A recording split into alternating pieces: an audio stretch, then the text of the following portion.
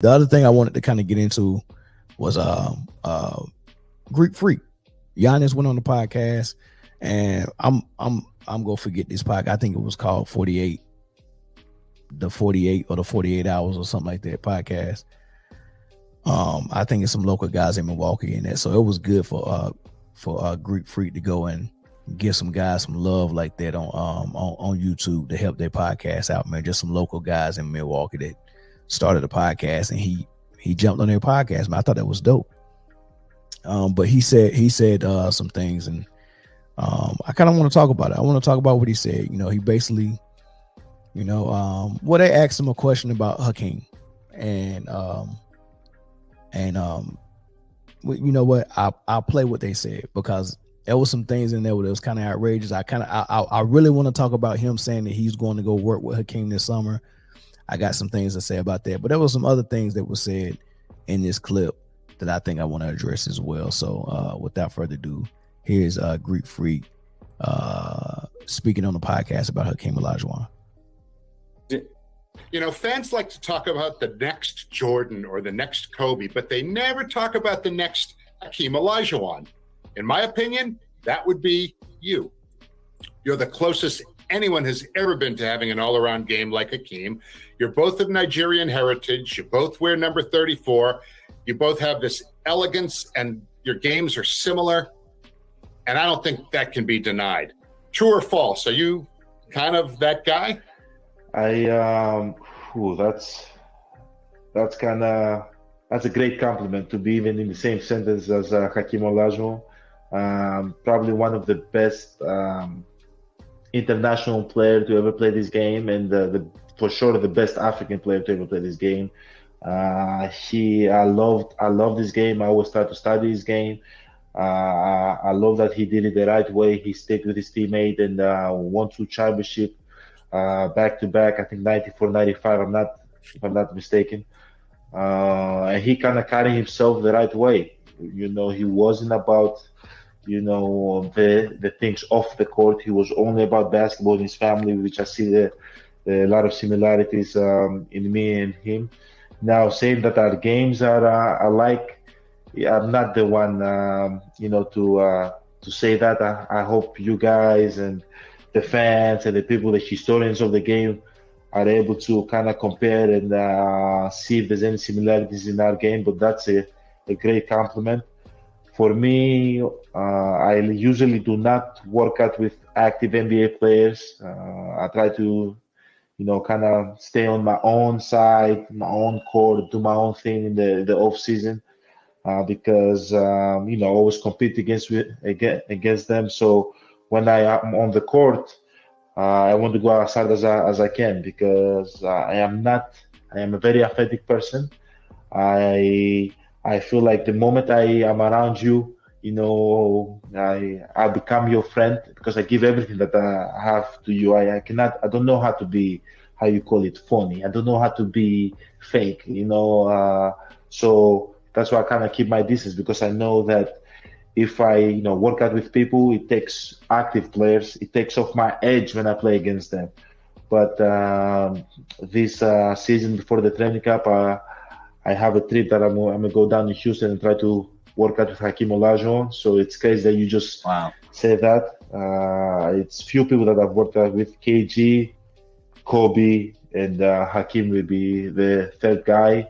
I love his game, and if I can kind of take few things from his game or learn anything from the few days I'm going to spend with him, it's going to be a blessing.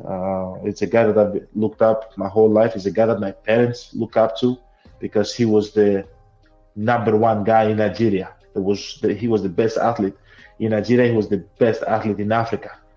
So just being able to spend some time with him and study the game with him and learn from the greats, it's a blessing.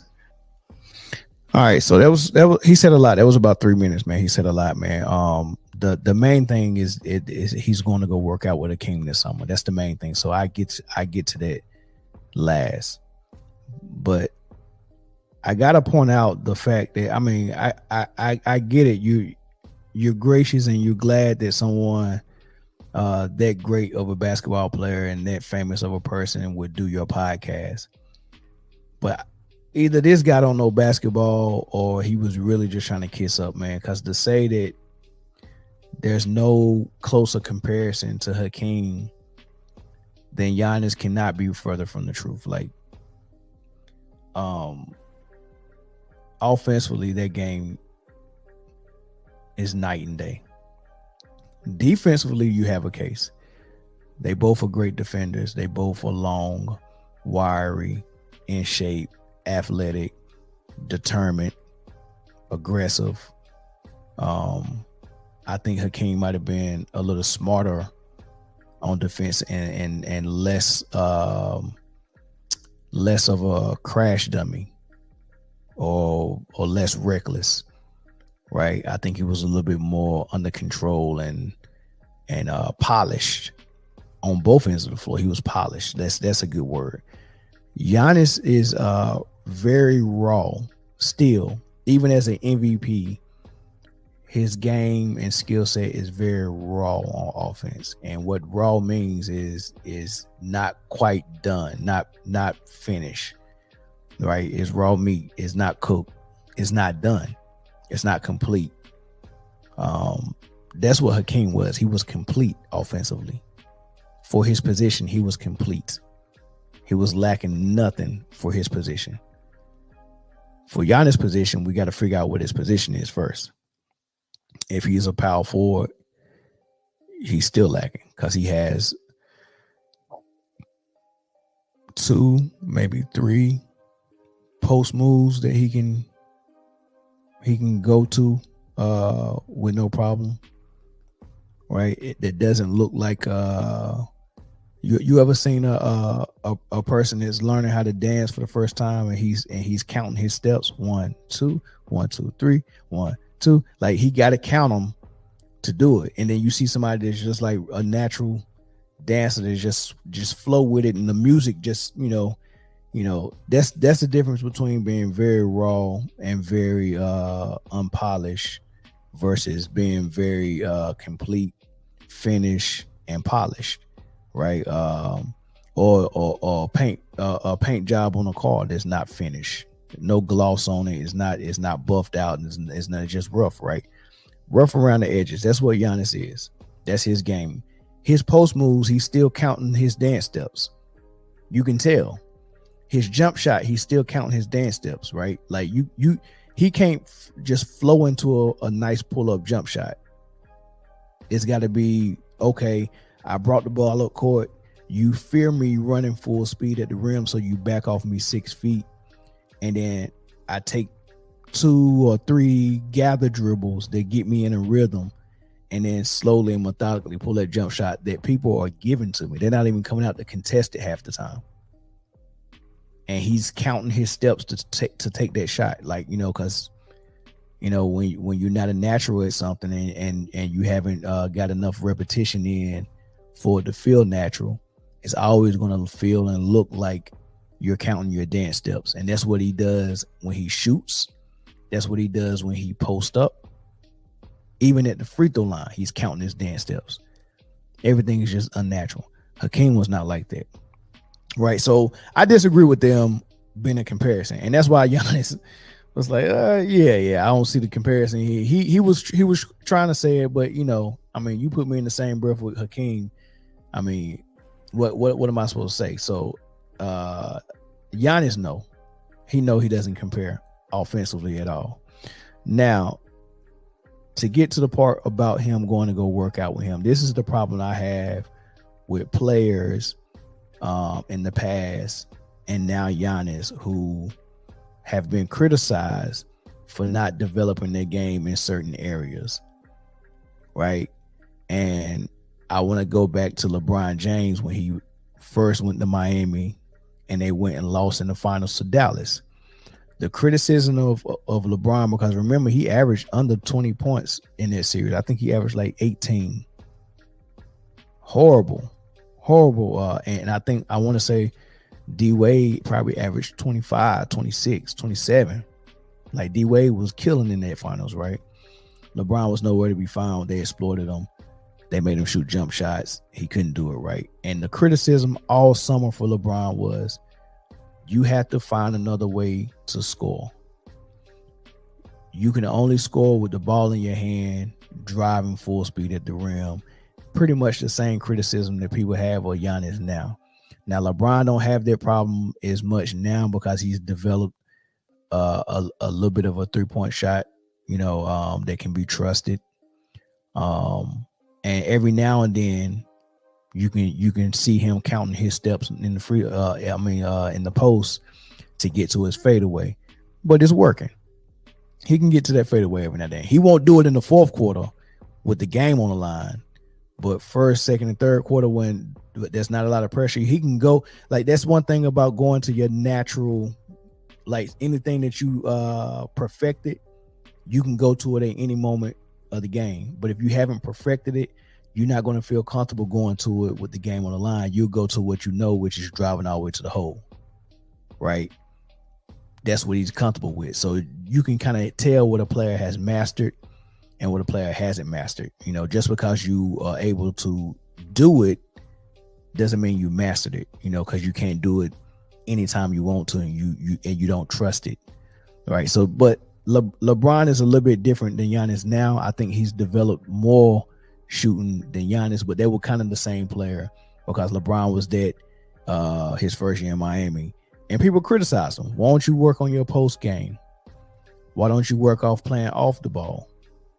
Like, develop a jump shot, develop a post game. You have to do one or the other or both if you want to win.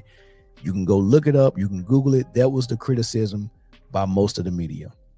So what LeBron did is, because he's the master manipulator and he knows how to work the media and he knows how to work narratives. He's been planting little booby traps for his own narrative. Pretty much his whole career. He'll give the media the narrative that he wants to get spent out there, or he'll have Rich Paul put it out there.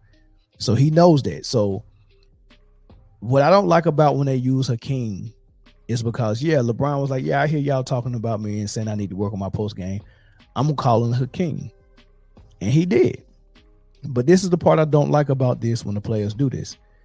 They only work with Hakeem 1 or 2 days. They do 1 or 2 sessions with Hakeem, and then that's it. Like, you got this whole summer. You work with Hakeem for 1 day, put it on YouTube so everybody can see it. Now the media is talking about, oh, LeBron's working on his game. He's working with Hakeem, and that start changing people's perception. So instead of you actually really going to go get a real post game, you go work with the best post player that we know other than Tim Duncan. And you only do it for 1 or 2 days, which is not going to really change much. And then you come back to the league and you start doing the same exact thing, running like a crash dummy, full speed ahead at the rim, jumping at the daggone rim, throwing the ball up, trying to dunk a layup. That's pretty much what you're going to do. You didn't develop no post game. LeBron didn't really develop a post game. Dwight, same thing. He went and worked with Hakeem for 1 session. JaVale McGee worked with Hakeem in 1 session. Kobe went and worked with Hakeem, but this is the difference between Kobe. Kobe has more than one player that'll vouch for him and say, whenever you see Kobe, he's going to be working on something. And if you got something that you're good at, he's going to ask you about that. It doesn't matter who you are. Right? And I'm going to name a couple of players. Kobe Bryant in high school, Sham God, just did an interview on the Knuckleheads podcast and said that Kobe's dad came to him and said, you got a nice handle, because Sham God was known for having that New York handle. And he was like, why don't you work with my son Kobe? I want to say they was on the same AAU team maybe. He said, can you show Kobe how to do X, Y, and Z? So Sham God was showing Kobe how to dribble. By the time Kobe got to the league, he had a handle almost as good as Iverson, right? So Sham God was teaching him that. And he said that before Kobe passed, he had started working with his daughter. He called Sham God back and trusted him. Was like, hey man, come work with Gianna. He was working with his daughter. So this was in high school, somebody vouching for him. Kobe would grab you and say, I like what it is you're doing. Can you show me that? It don't matter if he's already good at that. He's going to ask. Then you get to the pros. Gary Payton said that when he was a teammate with Kobe in LA, Kobe said, hey, man, can you show me X, Y, and Z on defense? Kobe was already a good defender, but Glove is known for being a defender and got defensive player of the years. So he went to the Glove and was like, can you show me X, Y, and Z? That's what Glove said. Right? One more person. Michael Jordan at the All-Star game. You see this on camera. Michael Jordan, he's in the middle of an All-Star game. And he's asking Jordan, how do you know what to do in the post? Hey, tell me about this post stuff. How do you know? And Michael Jordan was like, you got to feel the leg. When you feel the leg, you know which way they're leaning. You can go to like this dude was a sponge for knowledge. He even and these are things that's coming out after he retired, because it probably would have just looked funny if it came out while he was still playing for the Lakers. But he used to seek out advice from the late great Bill Russell. And he's a Celtic. Same with McHale. And now Olajuwon in the post. So for Kobe, he's really picking if you're great at something, he's picking your brain about it. So I believe Kobe was actually gaining something from working with Hakeem. And even if it was one day or two, I think he was gaining something. But the difference is Kobe wasn't lacking in footwork or shooting touch or post moves. He wasn't lacking that. He just wanted to know what Hakeem knew. I'm already good at this. I don't even need Hakeem, but I'm going to get Hakeem's knowledge and add it to mine. I'm already good with it. The difference is Giannis and LeBron were not good at the post. So they can't afford to go and just work with Hakeem for 1 or 2 days. They need to, like, imagine Shaquille O'Neal not being able to shoot free throws, and they say, look, I'm going to bring a shooting coach in, and you go get one of the greatest shooters of all time, Mark Price, or you go get, I don't know, a great shooting big man. Maybe you go get Olajuwon. He can shoot as a big man. You go get Olajuwon, because I want to know what a 7-footer feel like shooting, not Mark Price. I can't do what Mark Price do. Go give me a 7-footer. Imagine Shaq working with Hakeem Olajuwon for his free throws that are horrible for 2 days. And then you just go back to the Lakers to be like, yeah, I work with a king, or I work with Mark Price on my free throws. I'm good now. And then the media will be like, oh, I mean, his percentage did go up. It went from 55 to 57%. It did go up. So what he did with a king must have been working. That's basically what they was doing with LeBron. He went and worked with the king. Oh, look at that post. He doing the same post moves he was doing last year. But now when he does it, now we got a story we can put to it. He went and worked with Hakeem on it. He tricked the media. He tricked the public. He didn't really learn much from Hakeem. And neither is Giannis. 2 days, Giannis, you're going to go work with him for 2 days? You have no post game. What is 2 days of Hakeem going to do? You need Hakeem to be like, just like a shooting coach needs to be with Shaq forever. As long as you're playing, you're going to have a shooting coach, right? Even Steph Curry got a shooting coach. Right. So if you can't work with a shooting coach for 2 days to fix your broke jump shot, you can't work with a king for 2 days to fix your broke post game, or your robotic footwork, or your stiffness, or your bad touch around the rim. Like 2 days is not going to do nothing for that, man. So that's what I'm disappointed in, the fact that he put it out there. But it's different because he was asked that on the podcast. He was asked about Hakeem, so it came about. It's not like, because when I first seen the quote on social media, it was just a quote out there, and I'm like, well, who leaked this? And I seen that it was, he was getting interviewed on the podcast, so I went to the podcast to hear hear the whole thing in context. So that's different than if I just leaked this information through my agent. Hey man, put this out there. I want people to know I'm going to work with King. If he would have been doing that, I would have raised the red flag on that, because you just trying to control the narrative like LeBron, because you know you're getting criticized for not developing that part of your game, and now you want to put the perception out there that, hey, I am working on it, and I'm working on it with a king, and now that buys you some time, because now, you know, hey man, he working with a king, he at least trying, right? So that's my thoughts on that, man. It's just I just don't like how people just attach themselves to a Hakeem like that's supposed to save them, which it probably could if you really was working with him long term and not for freaking 2 days.